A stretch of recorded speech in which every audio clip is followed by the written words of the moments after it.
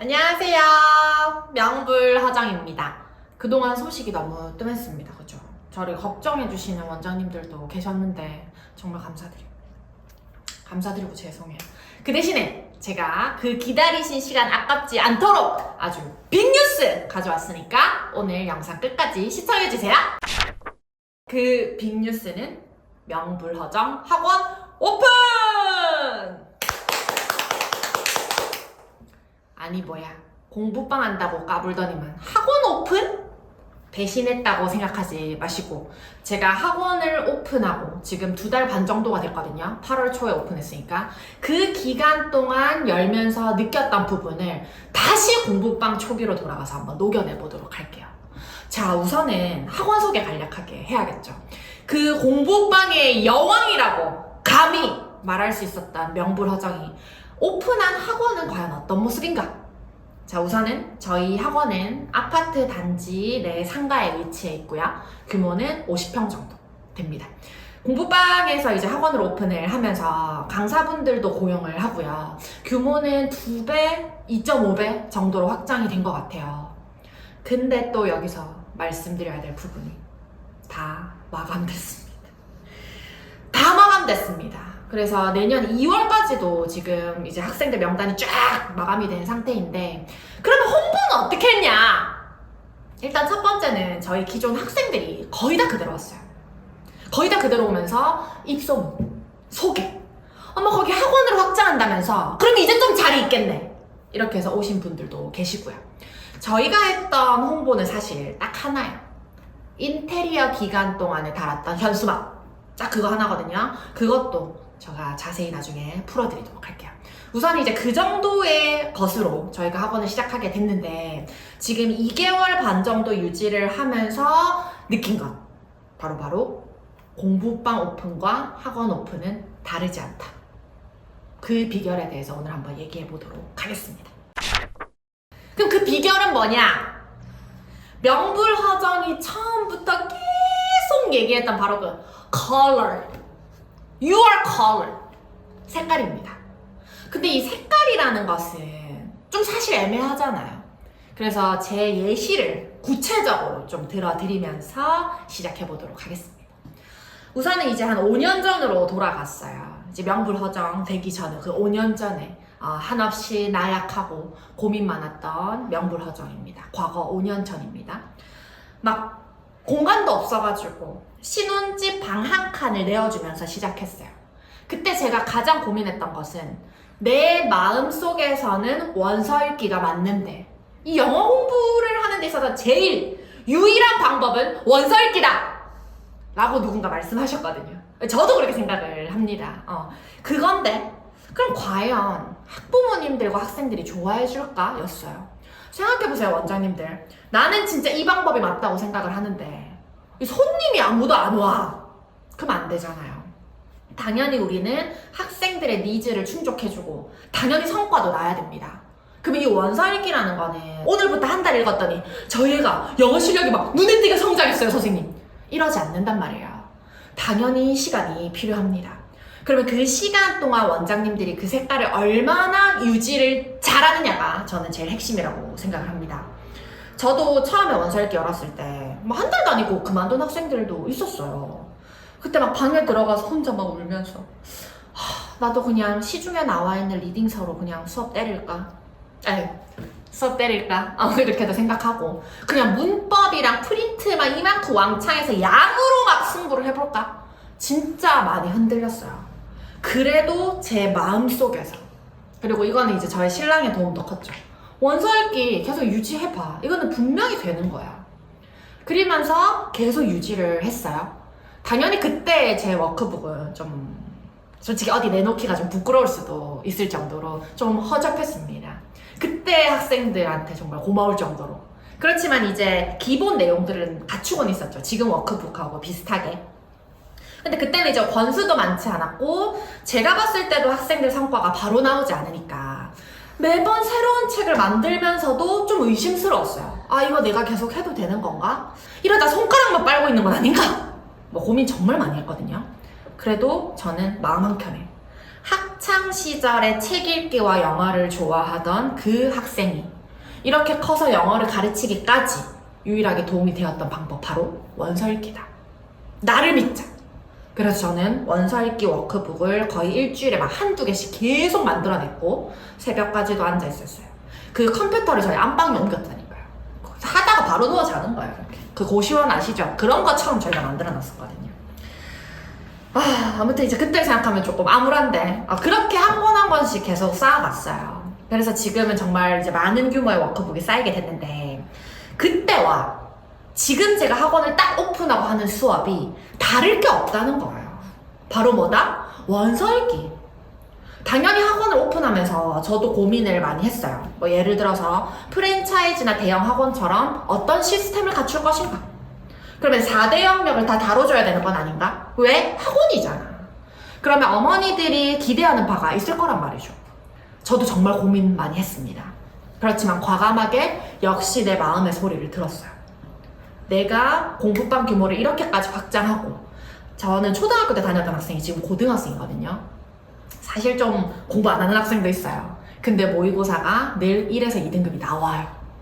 그럼 그런 것들을 보면서 제가 확신을 가질 수 있는 거는 원서 읽기는 아이들의 리딩 실력, 영어 실력을 확실히 향상시켜주는 방법이다. 나 원서 읽기 계속 해야겠다. 그러면 어느 학생이 오더라도 원서 읽기의 난이도만 달라질 뿐 원서 읽기라는 수업은 그대로 통용이 되는 거죠. 그래서 이번에 이제 새로운 강사님들을 드리면서 저는 이런 포부를 같이 말씀드렸어요. 저는 워크북으로 원서 수업을 계속 진행할 거고, 학원 규모가 커져도 원서 읽기 개별 수업은 그대로 유지할 거다. 그럼 당연히 뭐 리딩서나 문법서를 더 추가할 수는 있겠죠. 그렇지만 원서 읽기 수업은 그대로 유지할 거다. 이것은 이제 제가 오롯이 혼자 만든 워크북이니까 이제 다른 강사님들께서도 수업을 하시면서 혹시나 좀 보완을 할 거, 그리고 추가했으면 좋겠는 게 있으면 언제든지 피드백을 주셔라, 이렇게 말씀을 드렸거든요. 그렇게 해서 조금씩 더 갖춰가고 있습니다. 당연히 이제 책 종류도 점점 더 추가를 하고 있고요. 제가 학원을 열면서 진짜 다양한 학생들이 와요. 정말 놀라울 정도로 영어를 잘하고 또 원서 읽기를 진짜 많이 한 학생들도 있어요. 근데 제가 조금 이제 아쉬움을 느꼈던 거는, 원서 읽기를 정말 많이 해서 잘한 학생도 이게 뭔가 결국에는 중고등학교에서 입시를 거쳐야 되는데 조금 뭔가 다듬어지지 않은 뭔가가 있다는 거죠. 그 부분을 보완할 수 있는 제 워크북을 같이 이제 진행을 하는 거예요. 그럼 이제 학생들이 기존에 실력이 있고 거기에 이제 제 워크북 수업이 가미가 되니까 다듬어진 영어가 되는 거죠. 당연히 입시로 연결이 됩니다. 저는 이런 부분들을 강점으로 살려서 제 색깔을 그대로 유지하면서 이제 규모가 커져도 정원이 다 마감되는 그 학원도 유지를 하고 있거든요. 그래서 이제 원장님들께서 색깔이라고 하면 좀 막연하잖아요, 사실. 두 가지로 생각을 해보시면 좋을 것 같아요. 오늘 자기 전에 고민하세요. 자, 첫 번째. 원서 읽기와 같은 수업 색깔입니다. 원서 읽기 혹은 뭐 다양한 컨텐츠가 있겠죠. 어떤 특정 리딩서를 내가 정말 맛깔나게 가르친다. 진짜 이 리딩서 하나를 막 다 달달달 외울 정도로, 아니면 막 뽀갤 정도로 가르친다. 아니면은 문법, 뭐 어떤 양을 많이 한다. 뭐 여러 가지 컨텐츠가 있겠죠. 그것들을 좀 세분화하셔서 원장님의 색깔로 만드셔야 돼요. 다른 곳에서는 하지 않는. 똑같이 하면요, 그냥 그 수준밖에 안 돼요. 그냥 평범한 어떤 원어브댐이 된다는 거죠. 명불허전 구독자는 그러면 안 된다는 거예요. 이 영상을 본 이상 원장님들의 공부방은 그들과 달라야 된다고 생각합니다, 저는. 그러려면 뭐다? 우리 색깔을 유지하자. 각자의 색깔들이 있을 거예요. 좋아하는 거, 잘하는 거 반드시 녹여내셔야 됩니다. 그리고 두 번째, 우리가 기계가 아니잖아요, 그죠? 자, 1인 공부방 혹은 학원입니다. 그러면 그 가르치는 사람의 색깔이 드러날 수밖에 없어요. 그러면 가르칠 때 어떻게 가르치냐? 학생 한 명을 인간적으로 대우할까? 아니면 난 진짜 카리스마 있게 막 압도적으로 학생들을 물러가면서 공부를 시킬 것이냐? 뭐 여러 가지 색깔이 있을 거예요. 그 색깔도 생각을 해보셔야 돼요. 그럼 크게 두 가지죠. 수업 컨텐츠와 관련된 색깔, 그리고 강사나 어떤 티칭을 하는 사람으로서 내 내면적인 어떤 색깔, 그죠? 그럼 이제 저 같은 경우는 일단 학생들을 다룰 때는, 초등학생 같은 경우는 그냥 영어를 좀 두려워하지 않게 만드는 게 제일 핵심이야. 이 아이가 앞으로 영어를 공부해야 될 날이 많이 남았잖아요. 근데 막 걷다 대고 혼을 내가지고 무섭게 한다. 영어에 거부감이 생겨요. 칭찬 많이 해주고 막 헛소리도 해가면서 우스갯소리도 하고 농담도 하면서 재밌잖아요. 우리 아이들 좋아하는 얘기 뭡니까? 코딱지, 똥, 뭐 이런 거 좋아하지요. 그런 것들 좀 잘 살리고 있고, 그리고 주말이 지나고 왔을 때 주말에 뭐 했어? 그러면 이제 그 아이가 처음에는 얘기를 잘 안 하더라도 술술술술 조금씩 얘기를 해주거든요. 그러면 거기서 그 아이의 성향과 관심사도 파악할 수가 있어요. 선생님 저 지난주에 아쿠아리움 갔다 왔는데요. 선생님 저 진짜 상어 좋아해요. 그럼 어떻게 해요? 그 다음 주에 상어나 어떤 그 여타 어떤 해양 생물 관련된 원서를 쓱 넣어줍니다. 너 상어 좋아한다 그랬지? 이번에 상어 관련돼서 읽어볼래? 근데 좀 어려워. 그래도 할 수 있을 것 같아. 이렇게 넣어줘요. 너무 재밌어서 하죠. 그렇지 않나요? 그런 것들 파악이 가능하단 말이에요. 그래서 저는 이런 저의 좀 약간 극이의 성격, 막 들이대는 성격, 이런 걸 활용해서 좀 수업 커리큘럼 짜거나 학생이 좀 읽을 어떤 컨텐츠를 마련하는데도 그런 것 좀 같이 녹여내는 편입니다. 반대로 중고등학생은 어떡합니까? 푸시해야죠. 요새 막 늘어져가지고 공부 안 하거든. 푸시해야 됩니다. 그럼 어떻게 돼요? 갑자기 초등학교 때부터 다녔던 애들은 우리 선생님이 왜 이렇게 무서워졌지? 당연하지. 나는 너한테 공부를 가르치는 사람이니까 성과가 나야 된다. 성과 안 나면 넌 다른 데 가야 돼. 나랑 안 맞는 거야. 과감하게 얘기합니다. 양도 주고요. 적절한 양도 주고 성적이 당연히 오를 수밖에 없죠. 그러면 그 학생은 고등학교 때까지 쭉 재원을 할 수밖에 없습니다. 그 어머니들 말씀으로는 밀당이라고 하시더라고요. 밀당 잘해줘서 고맙다고 그렇게 하시더라고요. 저는 그게 좀 제 성향인 것 같아요. 그렇게도 하고 또 학부모님을 대하는 내 태도도 있겠죠. 당연히 막 나는 원장이야 이렇게 하면서 어머니 이건 제 말이 맞아요 할 수 있겠죠. 근데 저는 좀 그냥 편안한 원장의 길을 택했어요. 그래서 어머니랑 통화하면서 요새 이런 거 힘들죠 뭐 이런 것도 하고, 최근에는 이제 제가 아이를 낳고 키우면서 어머니들이 좀 그런 말씀 많이 하세요. 아이도 키우시고 저희 아이들까지 보느라 고생 많으시죠 이렇게. 아유 제 일인데요 뭐. 근데 제가 아들 낳고 보니까 애들 한 명 한 명이 다 소중합디다. 제가 혼내기도 할 거지만은 다시 한번 불러서 좀 더 걷어볼게요. 저도 많이 속상합니다. 그런 부분은. 이건 너무 잘했습니다. 이렇게 되더라고요. 그런 걸 저는 색깔로 잡았습니다. 그래서 원장님들께서 저는 너무 소극적이에요. 막 전화 상담만 하면 막 곁담이 나요. 그럴 수 있잖아요.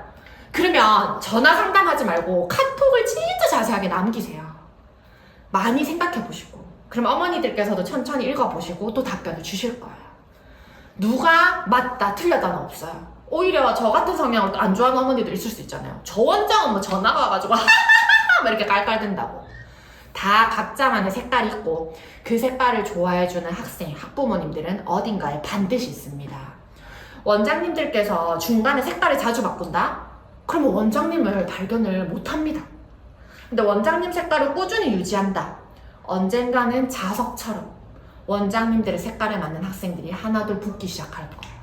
그리고 그 색깔을 오래 유지한다면 당연히 동생도 오고 친척 동생도 오고 또 누군가의 소개로 오고 그게 계속 마련이 되겠죠. 근데 원장님이 계속 색깔을 바꾼다, 이랬다 저랬다? 그러면은 이 어머니가 좋아서 추천해줬는데 어머 이 원장님 왜 이렇게 바뀌었대? 할 수 있잖아요. 절대 오래가는 방법이 아니에요. 학생 한 명이 그만뒀다고 해서 당장 매출이 좀 안 나온다고 해서 원장님의 색깔을 잃는다? 그거는 공부방 자체를 잃는 거나 매 한 가지라고 생각합니다. 공부방을 열 때, 학원을 열 때, 뭐 하다못해 카페나 식당을 열 때 우리 전국의 사장님들 그죠? 우리 다 같은 소상공인 아닙니까? 그죠? 하나의 색깔을 유지하자. 그 색깔이 맞건 틀리건. 그죠? 그래서 성과가 나긴 하겠죠. 당연히 성과가 나는 방향 안에서 원장님이 흔들리지 마시고 그 원장님의 색깔을 계속 유지해 나가셨으면 좋겠습니다. 오늘도 잠 못 이루는 원장님들 많으시죠? 이렇게 하는 게 맞나? 원장님, 이 학생이 그만뒀어요. 우르르 3명이 나갔어요. 어떡하죠? 나가라 그래! 괜찮습니다. 원장님의 색깔을 좋아하는 학생이 3명 더 올 기회가 된 거죠. 3명이 나갔잖아. 괜찮아요. 저도 초반에 많이 나갔다니까요. 근데 그 색깔 때문에, 그 학생 때문에 내가 그 색깔을 바꿨다면, 원서 읽기를 안 했다면 지금 원장님들을 만나고 있을 수가 없겠죠. 절대 흔들리지 마시고 원장님의 색깔을 그대로 유지하시기 바랍니다. 힘들면 카톡 하세요, 새벽에. 제가 답변해 드리겠습니다.